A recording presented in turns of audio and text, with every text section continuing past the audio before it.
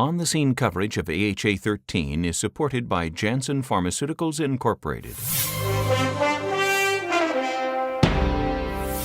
I'm Peter Block in Dallas, Texas at the American Heart Association annual meeting for On the Scene. With me is Deepak Bach, a fellow interventionalist. Deepak, we have a trial called ERASE, peripheral stenting. Yes. One of those issues, should we peripherally stent? Should we not peripherally stent? Do they break? Are they useless? Are they good? Are they bad? Now a trial that tells us something. Absolutely, a trial that shows us that compared to exercise therapy, medical therapy alone, that peripheral stenting improves outcomes, important clinical outcomes, walking distance, pain-free walking, quality of life, issues that from a patient's perspective and from a physician's perspective trying to deliver patient-centered care, I think are critically important outcomes.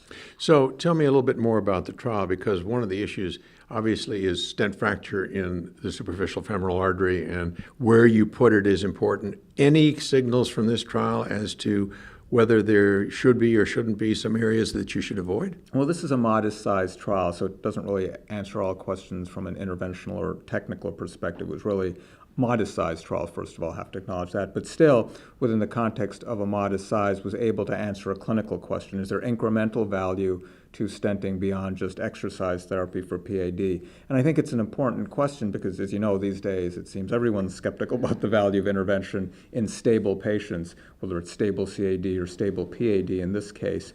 But I think the trial nicely showed there is incremental value to revascularizing tight lesions with stents. Yeah, and candidly, when you think about it, I mean, exercise alone, and then you're going to exercise just the same amount, but you're going to increase blood flow. I mean, isn't this sort of a duh outcome?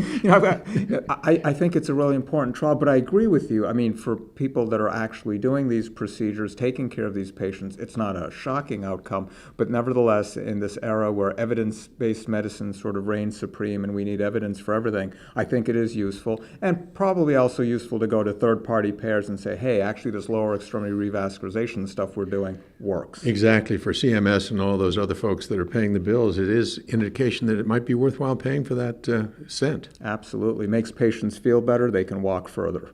Thanks, Deepak. In Dallas, for On the Scene, I'm Peter Block.